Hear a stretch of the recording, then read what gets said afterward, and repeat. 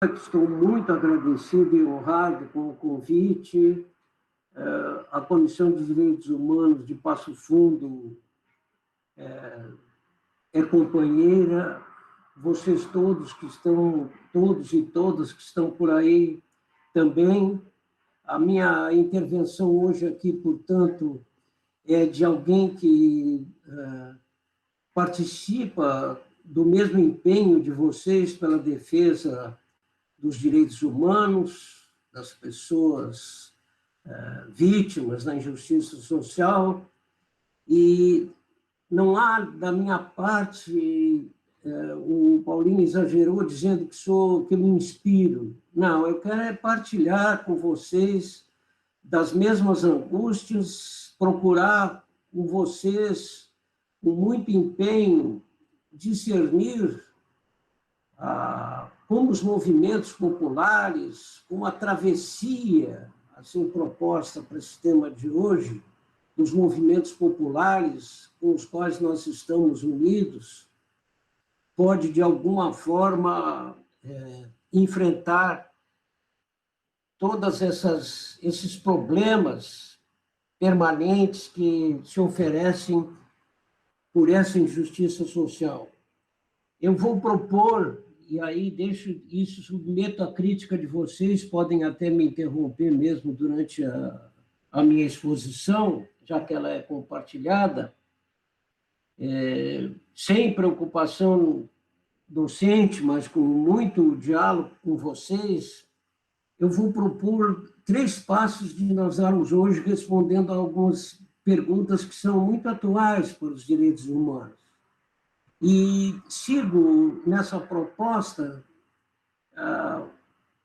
uma lição de um mártir de defesa dos direitos humanos, um jesuíta de El Salvador, Ignacio Ellacuría, que propõe que todo o nosso trabalho relacionado com a defesa da vida, dos direitos humanos, da dignidade humana, né, respeitem esses passos.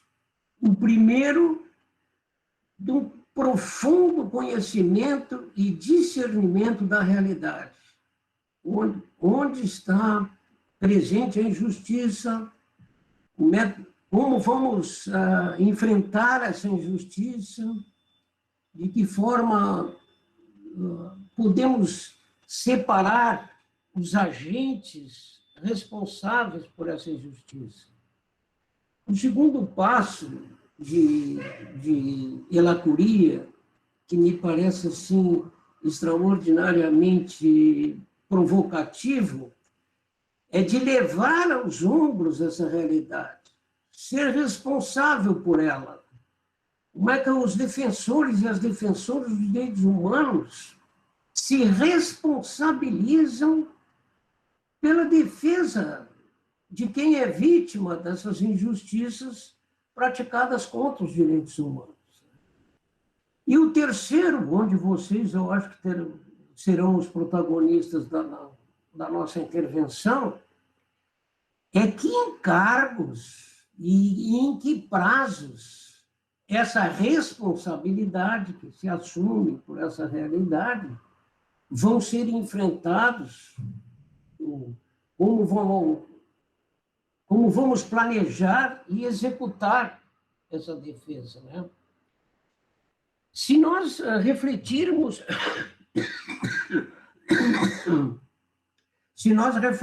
hoje, nesse primeiro momento, pela realidade, a pandemia que está aí graçando no país e no mundo, ela é uma imagem perfeita das causas da injustiça social que nós enfrentamos. Eu vou até mostrar para vocês, não sei se vai aparecer bem aí na live, a primeira página do caderno DOC da 0 hora de hoje.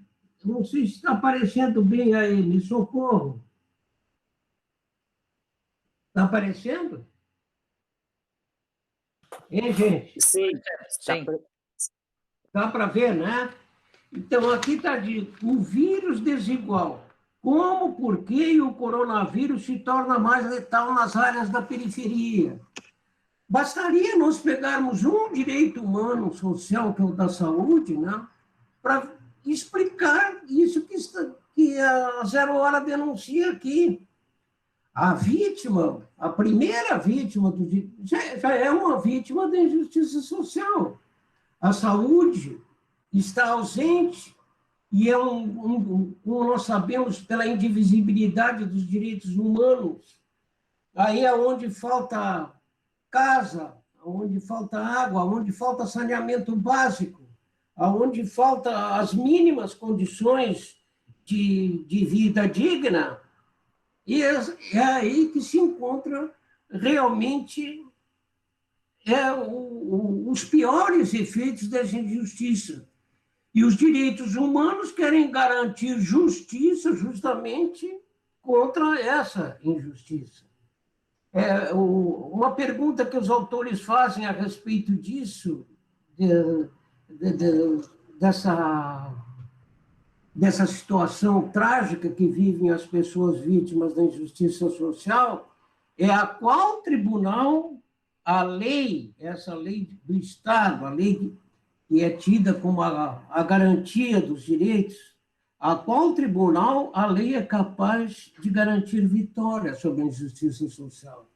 Por isso, hoje, quando nós estudamos a responsabilidade e os encargos desse nosso trabalho, a gente poderá também identificar que sujeito, então, já que essa lei é incapaz e esses tribunais são incapazes de enfrentar isso, como é que nós podemos também identificar esse sujeito e esses encargos? Num primeiro momento dessa realidade, os direitos humanos fazem o anúncio dessa injustiça e pretendem garantir a defesa de todas as vítimas dessa verdadeira indiferença, para não dizer agressão, com os direitos humanos fundamentais. Quando eles entraram na Constituição Federal como fundamentais, um jurista ainda anterior à Constituição de 88 e um positivista, dizia o seguinte, e eu quero me socorrer disso agora porque é um positivista falando, nem é um defensor dos direitos humanos. Se a situação é essa, com essa abrangência da injustiça social contra a qual se deve lutar, qual é o papel do direito fundamental quando ele alcança base constitucional? É o de não ficar, dizia ele, nem atrás, nem do lado, nem na frente do direito legal, mas sim acima do direito legal. Eu acho que, para começar a nossa discussão, a gente já poderia hoje recuperar a força de uma expressão dessas, né? Porque se não houvesse previsão desse direito humano fundamental, o direito inerente à vida exigiria condições básicas de saúde para que não houvesse uma pandemia desigual como essa que está acontecendo. Ela já é sinal dessa desigualdade mantida pela lei. A lei tolera isso, os dados que se tem e as reações que se fazem são garantidas por lei. Ao fazer o diagnóstico, pois, e o prognóstico dessa situação, os direitos humanos se distanciam bastante do direito legal. Piketty, que é nem jurista Piketty ou Piketty, não sei como é que se pronuncia o nome desse homem, que agora escreveu esse livro do Capital, e que é do time do Capital, portanto, uma pessoa insuspeita, né? Ele mostra com todas as letras que, assim como essa desigualdade é garantida pelo sistema capitalista, ela continua desmentindo toda a política que atualmente graça no Brasil pelo neoliberalismo, de que o desenvolvimento econômico seja capaz de vencer essa desigualdade, né? Então, talvez o último dado dessa realidade injusta que nós deveríamos enfrentar é a negação da própria natureza, que o direito deveria garantir em relação a esses meios de vida, como são habitação e alimentação, saúde, transporte, segurança, educação, tudo aquilo que o artigo 5º e 6º da Constituição fala. E nós vamos notar que o governo atual, esse governo Bolsonaro, ele contraria cada uma dessas fontes de vida. Para ficar com a terra, por exemplo, nós estamos assistindo uma desterritorialização colonialista da nossa terra em relação às conveniências do capital. Basta se ver o que está acontecendo com os quilombolas, com os indígenas, né? Basta ver o que está acontecendo nas queimadas, né? Com a abertura de espaço para o progresso daquilo que eles chamam de avanço da fronteira agrícola. Nunca se teve, talvez, uma dizimação tão grande como essa.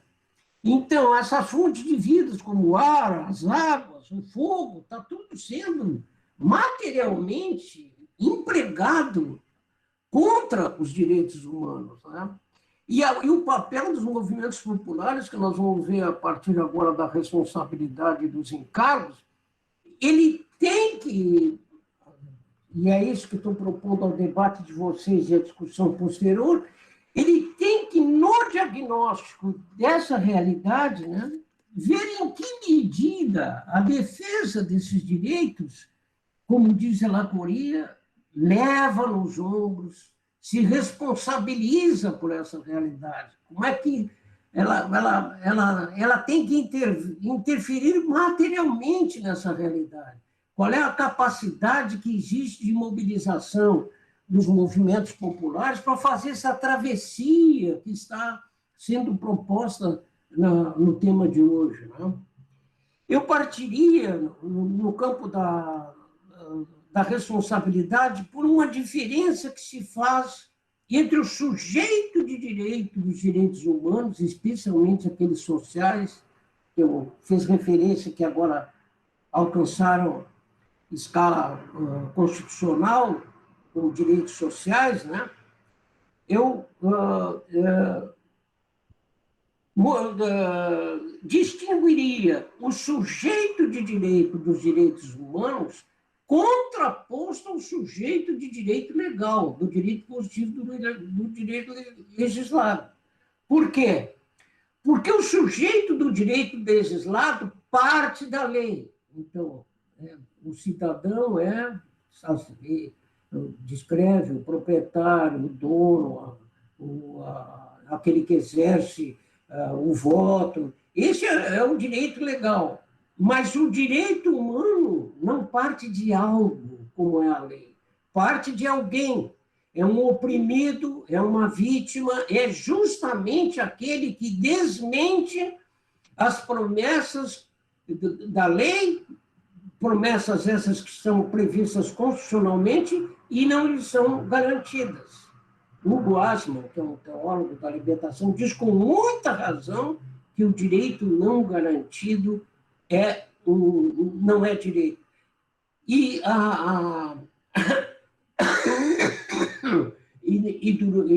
quando nós vimos daqui a pouco os encargos, a gente pode tirar os efeitos dessa falta de garantia e a nossa responsabilidade nisso, né? Essa travessia, portanto, que os movimentos populares estão atualmente, tipo Frente Brasil Popular, Frente Brasil Sem Medo, os movimentos populares de defesa do sem terra, dos indígenas, dos quilombolas, dos catadores de material, todos esses movimentos, ao fazer o diagnóstico das causas pelas quais os direitos humanos estão sendo violados, infringidos, e eles querem vencer essa injustiça social, perguntam-se pela forma de organização que é a forma de empoderar direitos, esses direitos previstos e não cumpridos em lei. Portanto, eles não partem, isso me parece fundamental colocar como responsabilidade nossa, né? Eles não partem da previsão legal que exista até aquela que promete defesa dos direitos humanos. Eles sempre partem de outro sujeito, que é justamente um sujeito necessitado, cuja violação dos direitos não fica protelada para a averiguação pelo devido processo legal de como vai ser punida a violação ou não. Ele parte, e é nisso que os movimentos populares mais estão, às vezes de forma até invisível ou inconsciente, estão fazendo, eles partem da iniciativa do oprimido e daquele que é vítima dessa violação. Desde Bartolomeu de las Casas, desde lá do século XVI, gente, Bartolomeu, quando condenava as encomendas feitas pelos franciscanos e pelos espanhóis lá sobre os índios, que foi responsável até pela conversão dele de largar as encomendas e assumir realmente o evangelho da emancipação daquele povo, ele se socorria de um princípio jurídico que já existia naquela época e que me parece que é extremamente oportuno para os dias de hoje. E que é um drible, um verdadeiro drible que os movimentos populares podem dar no direito legal garantido para provocar injustiça. Dizia ele, esse princípio jurídico, obedeça-se, mas não se cumpra. Obedeça-se, mas não se cumpra. Trazido esse princípio para os dias de hoje, isso constitui indiferença em relação ao que a lei manda, por cínica e por hipócrita que é, mas reconhecimento da incidência. Não, a lei incide, mas não se aplica.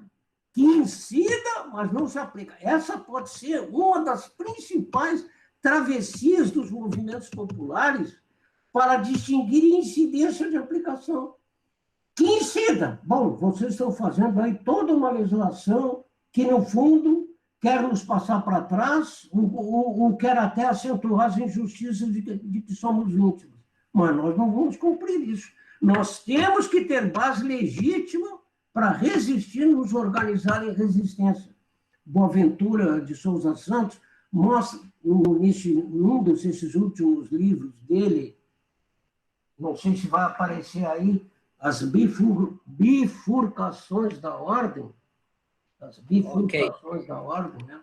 Ele já faz um elenco de movimentos populares que praticam a chamada artesania das práticas. Ele está prometendo um outro livro sobre as artesanias das práticas. Mas eles já fazem um elenco, lá está o MAB, está o Movimento Sem Terra, está toda a luta da LGBT, estão os zapatistas, toda essa gente, né, que se mobiliza nessa verdadeira travessia de resistência ao sistema financeiro capitalista, a esse sistema muito superior às forças do Estado e que manipulam as leis a seu favor. Então, desde a elaboração das leis, a sua interpretação e a sua execução, esses movimentos populares interpretam o conflito de interpretações, né? Tiram partido do conflito de interpretações que existe em relação a essa incidência, a essa aplicação, para poderem armar, empoderar essa resistência. Me parece que até esse princípio antiquíssimo do nosso Bartolomeu de las Casas pode nos inspirar nessa responsabilidade. Vamos passar para os encargos da nossa ação, companheirada. O Paulinho vigia o tempo aí, viu, Paulinho? Não sei como é que está a coisa, mas vocês vão me advertindo aí. Então, se os direitos humanos não Tem mais uns são 15. exclusivamente... Tem mais uns 15 minutos já, fica tranquilo. Opa! Então tá bom. Então, se esses direitos humanos não são um direito exclusivamente legal e nem têm origem na lei, não são exclusivamente legais, por isso é que eles são humanos, direitos humanos partem da pessoa humana, o sujeito deles é alguém, não é algo, não é engessado numa previsão feita no passado e de acordo com a conveniência de interesses contrários à dignidade humana, é necessário que se veja agora que encargos nos cabem para viabilizar, junto com os movimentos populares que são nossos parceiros, aliás, que nós somos parceiros desses movimentos, como é que isso tem se comportado. Se ainda, como efeito do obedeça-se, mas não se cumpra, o próprio Boaventura, embora não lembre esse dito do Bartolomeu de las Casas, ele identifica na movimentação dos movimentos populares, ele identifica três tipos de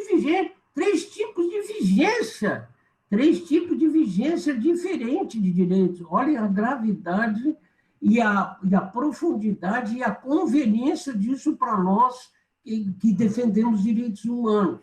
Três tipos de direitos vigentes que convivem, ora assim, se complementando, ora se conflitando, ora se aproveitando um da fraqueza dos outros. Que tipos são esses? Eu vou me permitir rapidamente, porque vou analisar com mais liberdade depois, mas eu vou só ler a parte em que ele identifica esses três tipos, nesse livro, As Bifurcações da Ordem. Direito é política por outros meios, mas o profundo enraizamento do direito nas relações de poder e na política e vice-versa podem ser vistos de três perspectivas distintas.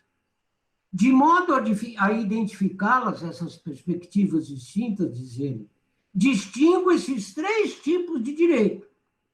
O direito configurativo, o direito reconfigurativo e o direito pré-figurativo. Direito configurativo é um direito que reflete uma determinada configuração das relações de poder, como são as predominantes, as dominantes. Se estas relações de poder forem desiguais e destinadas a produzir injustiça e opressão, como são as nossas, contra os direitos humanos, o direito será igualmente injusto e opressivo. Direito configurativo, esse que reflete as relações de poder contra os direitos humanos, é um direito injusto e opressivo. Daí a legitimidade da resistência. Direito reconfigurativo é um direito em processo de ser utilizado de modo a alterar as relações de poder e a reconfigurar a correlação de forças na sociedade. Reconfigurar a favor dos direitos humanos. O que mostra que o conflito que temos hoje de direitos humanos não é uma coisa de hoje, né?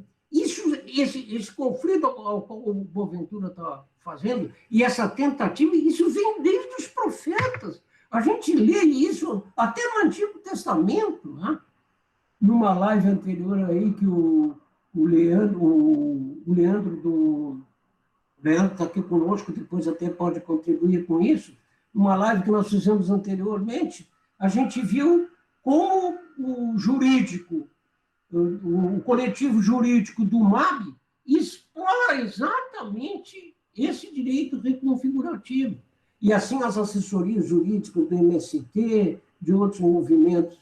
E a quebra das relações de poder, como elas estão configuradas em lei, a favor da propriedade, que não cumpre a função social da terra, dos contratos, do trabalho e assim por diante. Né?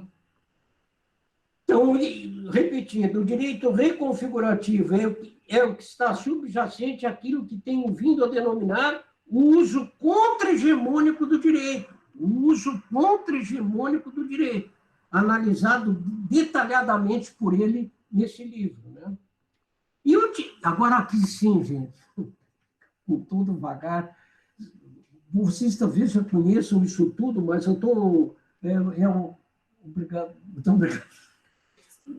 O direito pré-figurativo é um direito expressivo ou performativo, um direito que expressa na prática a antecipação de uma sociedade diferente, baseada num conjunto de relações de poder totalmente distintas.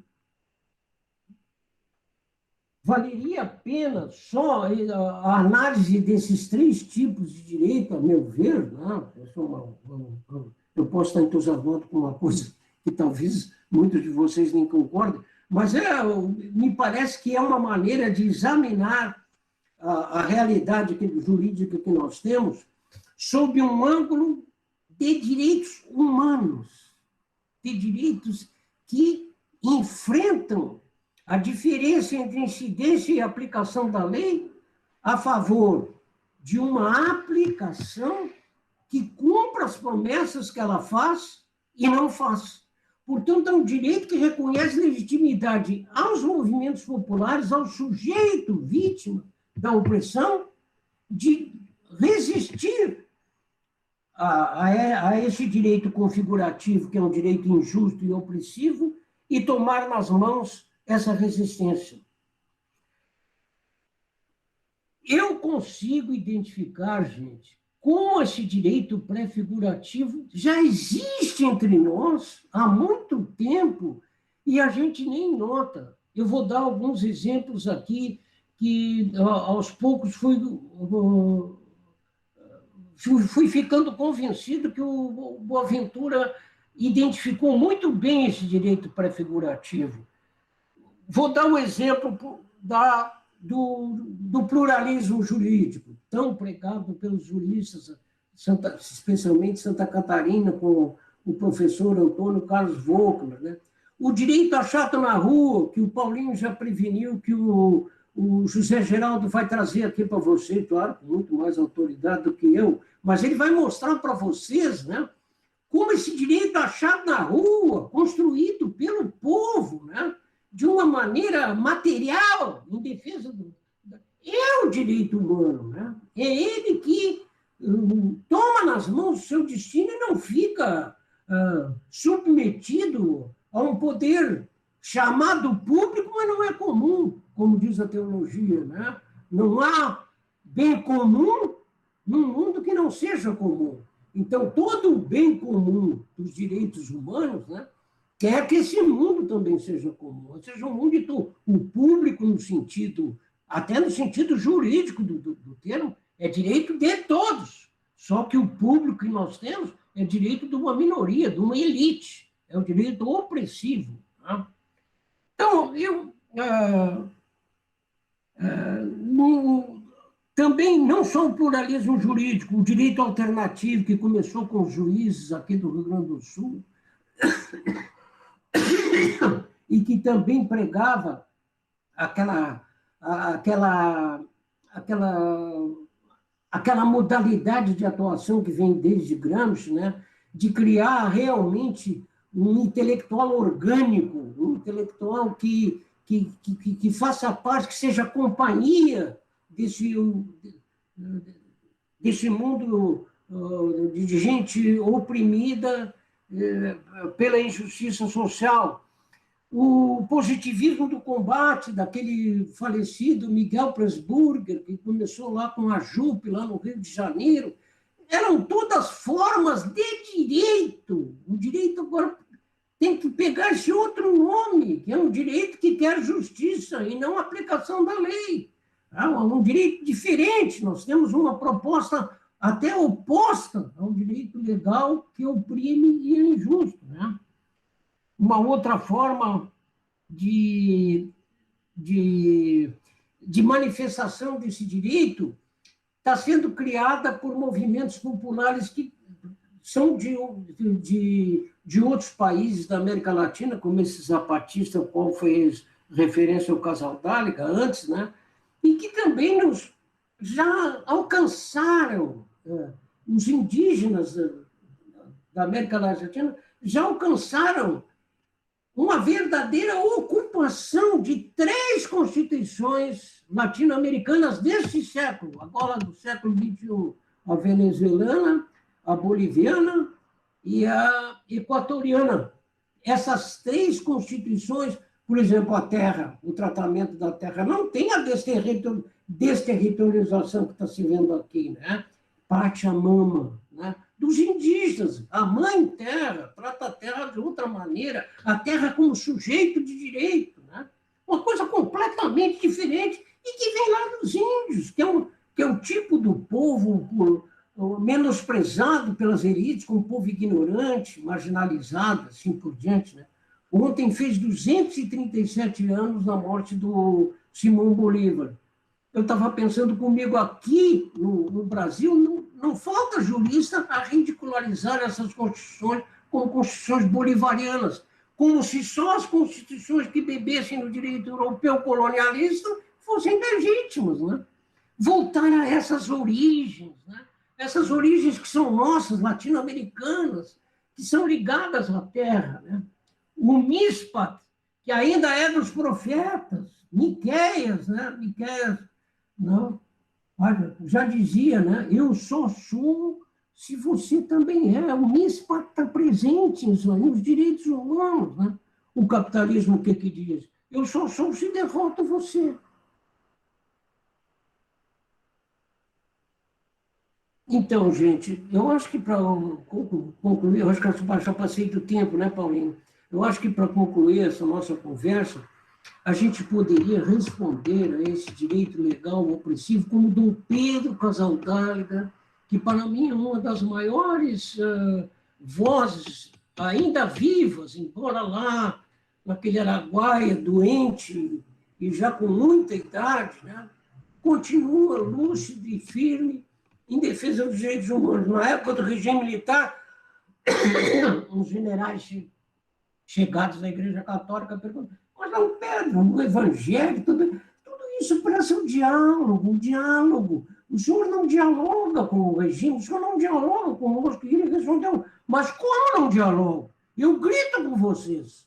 Eu acho que essa é a nossa função. Coragem, gente. Obrigado, Jacques. Vamos lá, né? Como já dizia o Guimarães Rosa, o que precisamos agora é de muita coragem. E você sempre nos diz isso no final das suas falas. Maravilhoso, viu? Obrigado. Então, eu já passo, deixo em aberto para quem quiser fazer considerações, perguntas. Como de sempre, a gente ouve todo mundo e depois o Jacques faz considerações e no possível, tenta comentar as observações. Quero registrar aqui que temos presenças nacionais, então, eu vi aqui o professor Manuel, lá do Pernambuco, né? Acho que está aí ainda. Vi aqui o Diego Vedovato, são os que eu vi, mas, enfim, tem várias pessoas aqui da cidade também, da região, então, obrigado a todos vocês aí pela presença. Está aberto para comentários, observações, perguntas. Doutor Dalmir também está aí.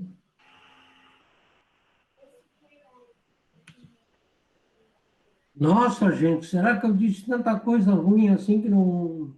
Eu quero ouvir aí quem quer falar, quem quer contestar, quem quer contrariar o que eu falei. Então, eu vou... Para quem quiser falar, se inscreva ali no chat. Esqueci de dizer isso, por favor. Só anote aí no chat a inscrição que eu já abro. Então, está inscrito o Dalmir.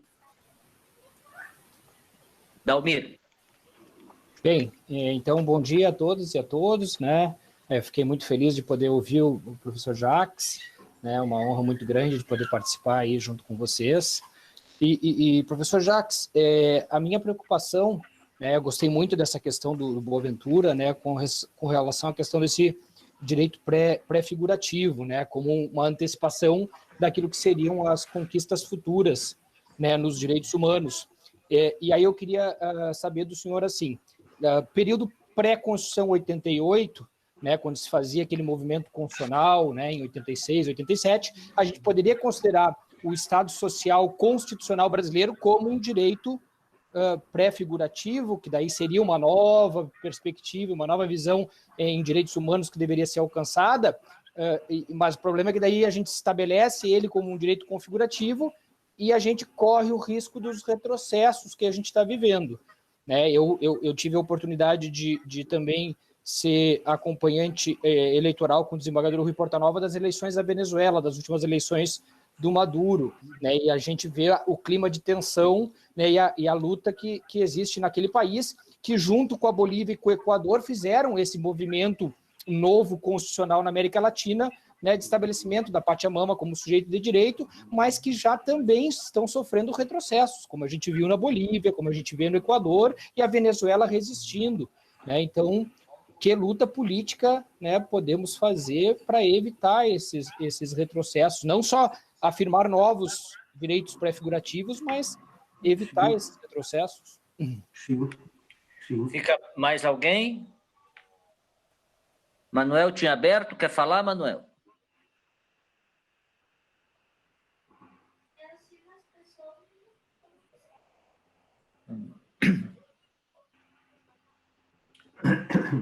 Está aberto, gente. Vamos lá.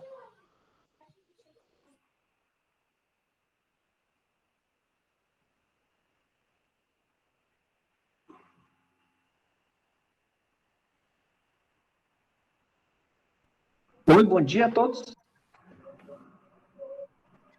Oi, pode falar. Oi, Jacques, eu queria que tu costuma querer passar bastante encargos para nós, eu tenho observado isso nas tuas falas, é uma coisa recorrente. E tu falou que a gente tem que gritar bastante agora, eu queria que tu falasse um pouco mais sobre como gritar nesses tempos que não tem diálogo cada vez mais e que a gente vê ali até a tentativa de proscrição do partido do Evo na Bolívia, o partido do Correia no Equador está sendo proscrito, enfim, todo mundo sendo silenciado. Como que a gente pode gritar um pouco mais forte nessa conjuntura de retrocessos nos direitos humanos? Sim. Mais alguém? Fala, Diego.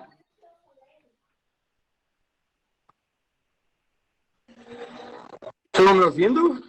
Sim, tudo bem, pode falar. Olá, bom dia, professor. Uma alegria enorme te ver, te ouvir, ainda que à distância. Você é o nosso profeta, professor. Coisa boa, eu cheguei um pouquinho atrasado, não consegui ouvir desde o início. Diego, o teu telefone está cortando um pouquinho.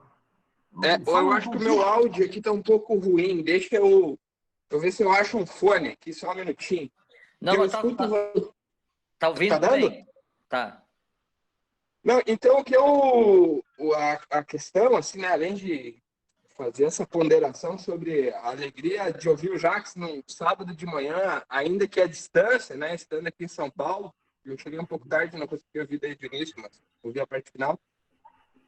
Queria fazer duas perguntas, professor.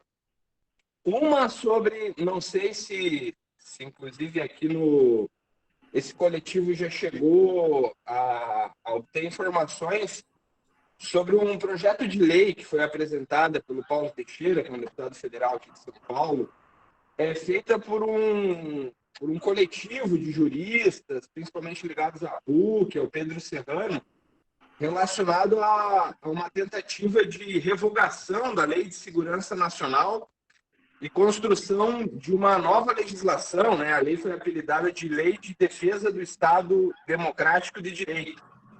É um tema bastante polêmico, né? Porque ela prevê também a criminalização de algumas condutas, né?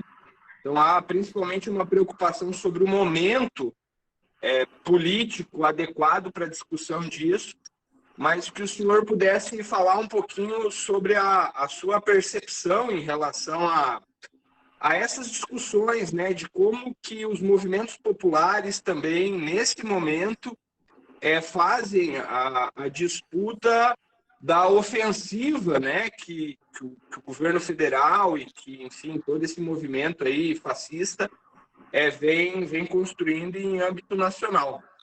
E a outra é que o senhor comentasse um pouquinho também sobre essa articulação aí, a luta, né, que há um tempo a gente já tem feito, em relação a esse processo lá no Supremo Tribunal Federal, relacionado à questão das terras em faixa de fronteira, né?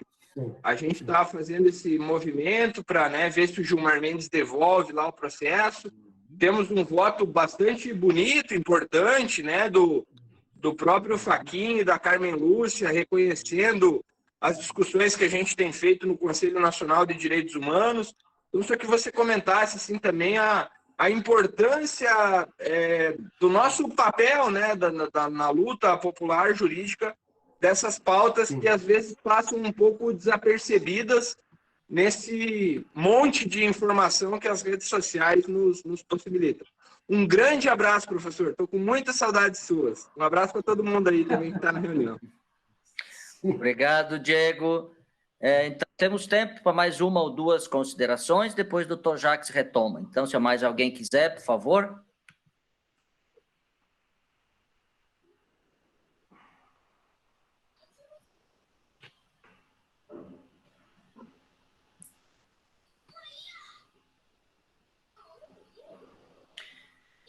Enquanto isso, vamos lembrando que hoje é o Dia da Mulher Negra Afro-Latino-Caribenha, não é? Então, uma homenagem aqui a nossas mulheres negras, brasileiras, latino-americanas, enfim, do mundo todo, né? Alguém quer fazer consideração, pergunta mais? Alex? Professor, por favor. Sim. Oi, bom dia, gente, tudo bem? Eu estou dirigindo e aí acabei achando um lugar de mim poder falar. Olha só, durante a fala, tratou de alguns temas que estão para além, né? Mas tem um papel importante... Eu não estou ouvindo. Fala mais, fala mais perto do microfone. Oi, olha só. Durante as falas, se considerou alguns temas, né? E como temas assim, importantes na construção do direito. Eu nasci depois, né, da Constituição de 88 e eu tenho a impressão, e por aquilo que faço hoje, tenho a impressão que o papel da construção do direito do trabalhador é um passo importante na perspectiva de emancipar e de formar o cidadão para democracia, né? Porque a partir do momento que você consegue aproximar dele o direito individual dele e dimensionar a importância dessa atuação coletiva para lutar pelo direito, acaba formando o cidadão para a democracia também. Então, a minha pergunta é se, nesse contexto, né, se não falta um papel da sociedade nessa etapa preparatória individual do cidadão, do trabalhador, para que a gente possa efetivamente tornar mais viva a perspectiva da democracia e, portanto, também do direito humano. Então, nessa perspectiva. Obrigado, Alex. Alex, aqui da região. Eldon, por favor. Bom dia a todo mundo, né? Cumprimentos especial ao Jacques, agradecer a excelente exposição, muito esclarecedora, rica. Mas é mais ou menos em relação a essa colocação que ela estava fazendo, quanto à possibilidade e o papel que teria a educação nesse processo, da formação dos nossos alunos, dos nossos educandos, para essa perspectiva de luta e de defesa dos direitos humanos e realização dos direitos humanos, né? Porque, na realidade, a gente está esquecendo um pouco, né? A gente teve um momento que essa discussão estava muito forte, né? Muito presente, e que, diante da circunstância, meio se perdeu esse foco, embora a gente sabe que esteja presente em todos os movimentos, o pessoal que trabalha com direitos humanos. Então, a minha pergunta seria exatamente essa: qual seria o papel da escola, da educação, nessa tarefa de antecipar, digamos, né, a luta e a realização dos direitos humanos também, e as fontes que nós teríamos para essa formação. Obrigado. Obrigado, Eldon. Não vejo inscritos. Alguém mais quer falar? Senão, vamos encaminhando para o final. Mas alguém quer se aligere. Rafaela, vai lá.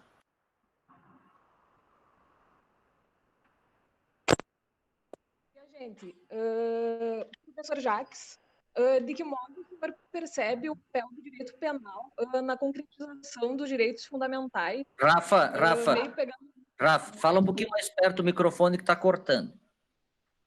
Tá, peraí. Eu queria saber de que modo o senhor percebe o papel do direito penal na concretização dos direitos fundamentais, quais seriam as limitações e de que modo o senhor vê a criminalização de condutas contrárias aos direitos humanos. E daí eu cito essa proposta que o Diego trouxe, né, que foi apresentada pelo Lênio, pelo Pedro Serrano, e também a criminalização da homofobia da decisão do STF.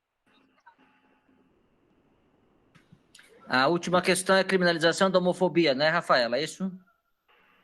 Que cortou. Ok. Muito bem. Mais alguém? Deixa eu ver se tem aqui mais alguém inscrito. Não. Então, acho que temos, Jacques, tens um bom repertório de questões. Certamente seriam suficientes para que você fizesse outra fala igual ou maior do que aquela. Mas tu vai ter agora 10 minutos para considerar essas questões e também para fazer tuas considerações gerais e finais, desde já, de novo, evidentemente, no nosso horário, se alguém precisar sair, a gente entende, mas nós vamos atrasar, como começamos atrasados, vamos atrasar esses 10 minutinhos para poder ouvir a fala final do Dr. Jacques. Então, vai lá, Jacques. Tá bom. Bom, o Dalmir, quanto a essa questão da valorização que ele faz do direito pré-figurativo, Dalmir, há um princípio constitucional que é do direito positivo e que é uma verdadeira demonstração da hipocrisia, do cinismo com que se evita, com que se impede essa resistência e essa construção do direito pré-figurativo. Eu falo do princípio da proibição do retrocesso social. O princípio da proibição do retrocesso social daria direito a qualquer representante, eu já não digo nem dos oprimidos, mas do Ministério Público, de entrar com uma ação de inconstitucionalidade, se fosse possível, generalizada, porque o retrocesso social que está se verificando no Brasil atualmente não tem um ou dois direitos humanos sendo feridos, né? É um retrocesso em todo o campo, é a reafirmação dos princípios neoliberais que conservam e reproduzem a injustiça social. Então, você tem razão quando diz que nós temos que ter bem presente a travessia desse processo todo pelos movimentos populares com a organização deles para a construção disso aí. E quando você diz que a conquista dos direitos humanos que chegou ao nível constitucional não adiantou, porque já está havendo todo esse retrocesso, eu acho o seguinte, isso é só um sinal de que os direitos humanos não dependem da instituição. Mesmo quando eles entram dentro do direito legal e institucional, as relações de poder continuam, mesmo depois deles previstos, as relações de poder continuam sendo superiores às promessas que as suas garantias são dadas em lei. Então, isso mostra para nós essa verdadeira alternativa que os direitos humanos têm de se fazerem valer independentemente das instituições. Numa das últimas intervenções aí, eu não me lembro mais do nome do companheiro, né? Isso ficou muito claro com a preocupação dele com a democracia. É a construção de uma nova democracia. Essa que nós temos aí é uma democracia de fachada, né? É uma democracia que faz o papel conveniente das garantias dos direitos previstos em lei. Portanto, é mais do que lícito. Desapareceu tudo aqui, o que aconteceu? Agora sim. É mais do que lícito nós lutarmos para a conquista que os direitos humanos façam na Constituição, nas leis e tudo, desde que nós saibamos que eles não fiquem retidos à dependência da lei, mas que continuem respeitando a sua sujeição, a soberania desse povo que a lei promete e não cumpre, que está desde o artigo 1º da Constituição. Depois, os encargos, a segunda pergunta, né? Como continuar gritando, então? O grito, os movimentos populares, essas frentes Brasil Sem Medo, Frente Brasil Popular, os movimentos populares de defesa da terra, das águas, do meio ambiente, LGBT, isso tudo, esse grito sofre uma verdadeira castração da mídia. Então, eu não vejo outra solução que essa que está acontecendo aqui agora. Nós temos que nos organizar em torno de redes. As redes sociais ganharam as eleições do Bolsonaro. Por que está havendo esse inquérito das fake news? Né? Ele conseguiu galvanizar de tal forma em torno da segurança, como se a segurança, sobre o direito à segurança, fosse o único direito a ser preservado, né? Colocou toda a população em medo, abriu todas as portas para se armar, né? Através das redes sociais. Esse contraveneno, essa oposição, eu acho que tem que ser explorado por aí também. Claro que tem a mobilização da greve, a mobilização de outras formas de protesto continuam ainda valendo. Mas eu acho que nós não temos outra chance. Pela mídia tradicional, eu acho que nós não temos condição de ter a mínima chance, porque a mídia tradicional, essa é fiel ao seu financiador, né? É claro que ela se permite algumas exceções quando é agredida, como está acontecendo atualmente com o Estadão e a Folha de São Paulo.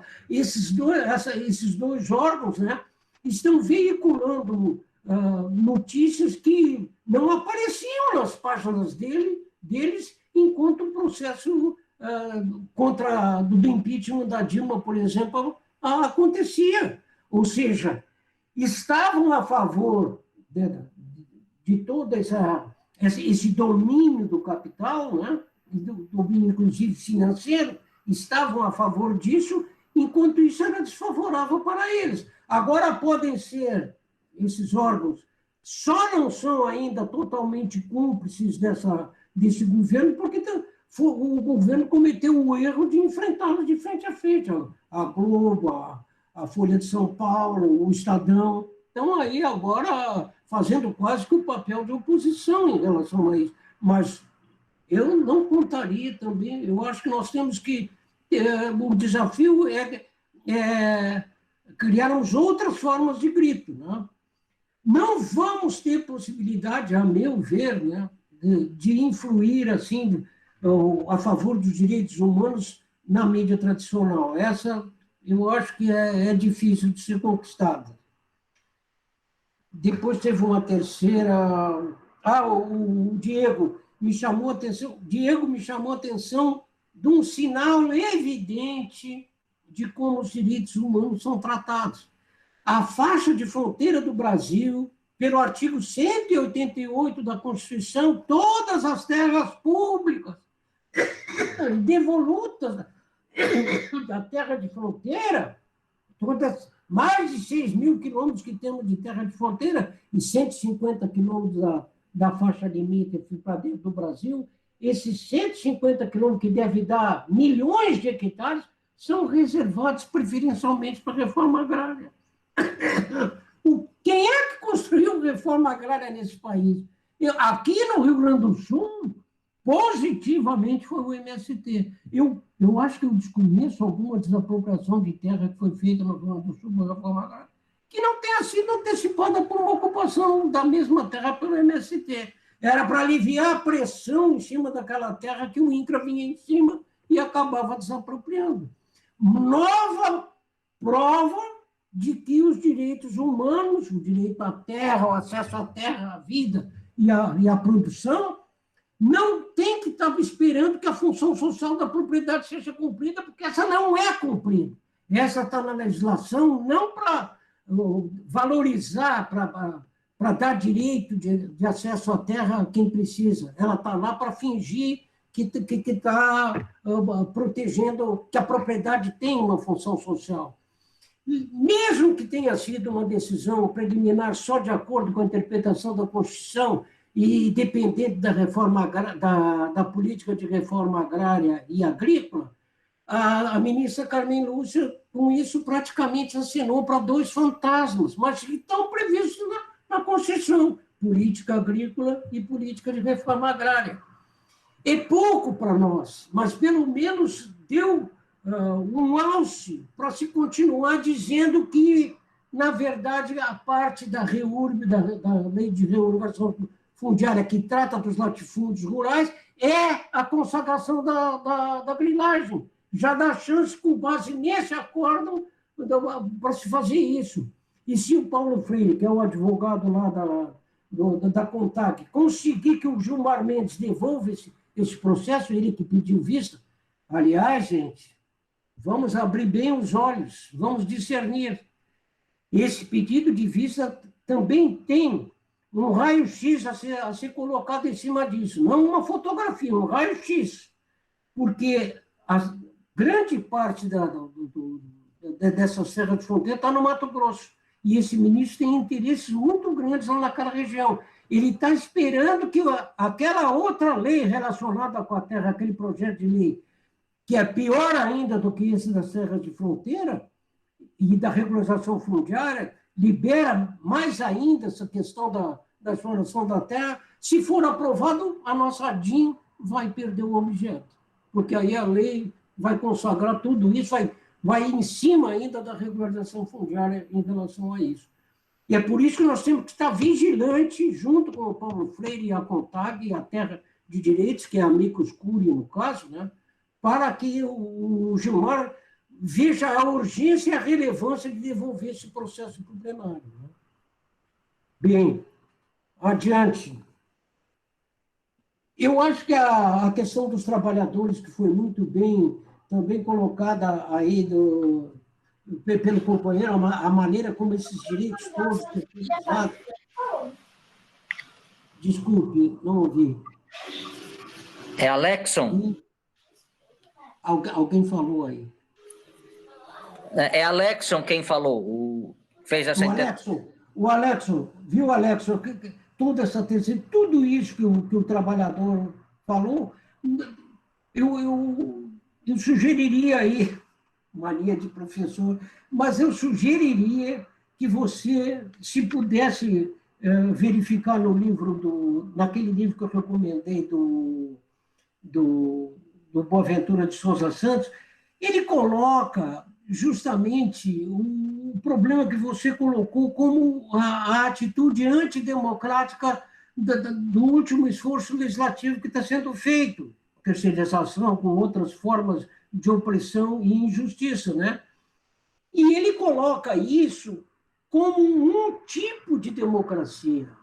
Portanto, o movimento popular constrói a sua própria democracia. Você veja a que ponto chega a nossa responsabilidade. Ele coloca isso lá com todas as letras, né?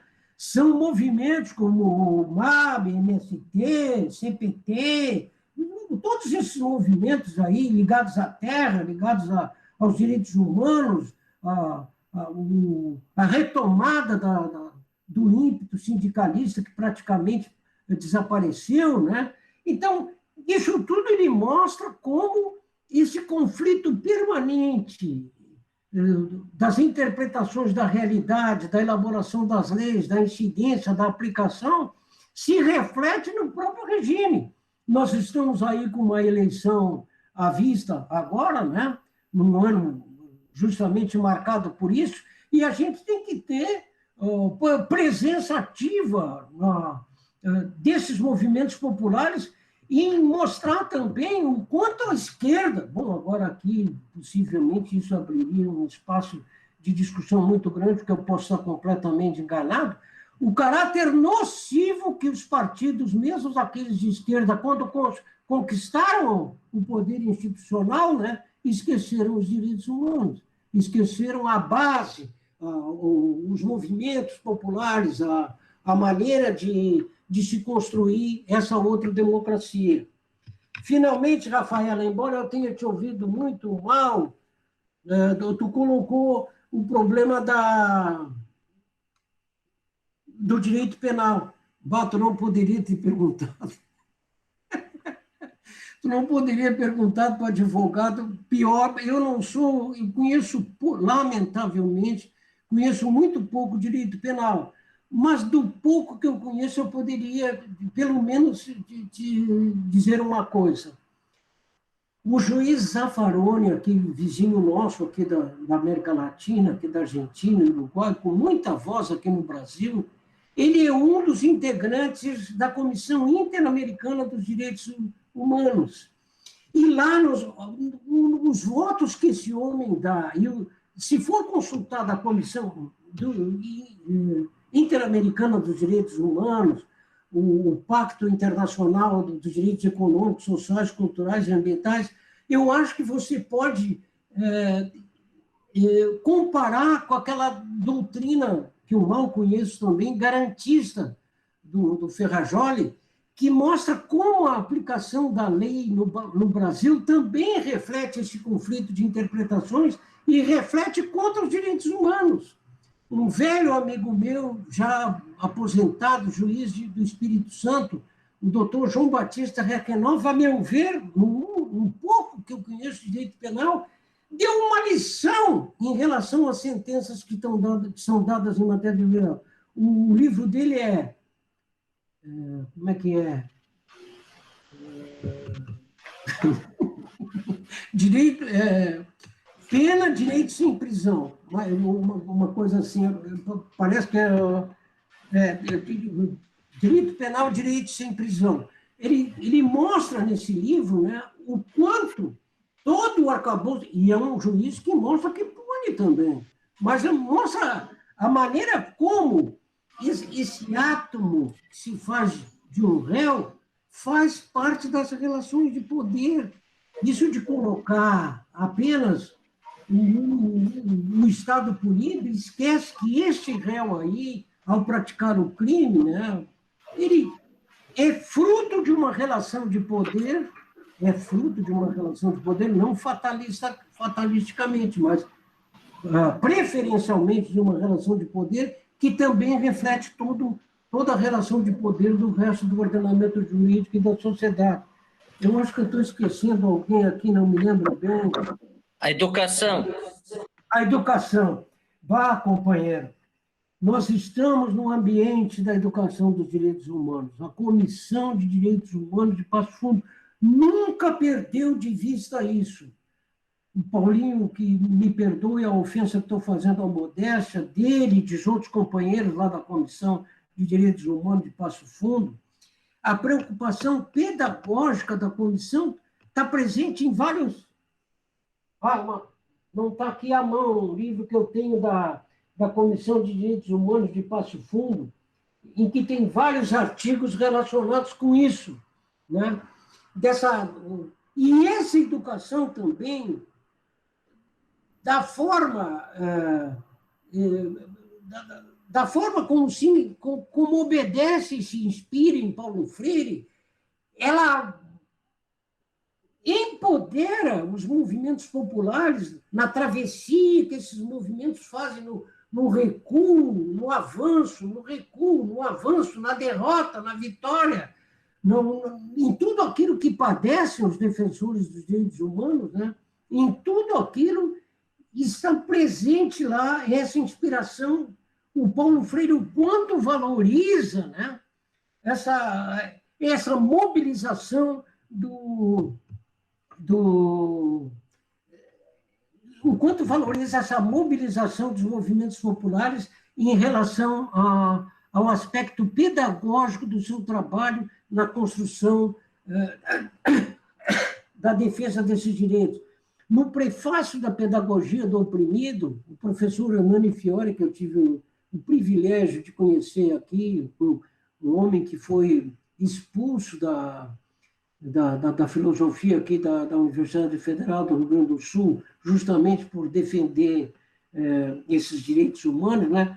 Lá ele diz uma coisa que aconteceu aqui hoje de manhã e pela qual eu me felicito e estou agradecendo tanto a atenção e o compartilhamento que vocês fizeram comigo desse tema.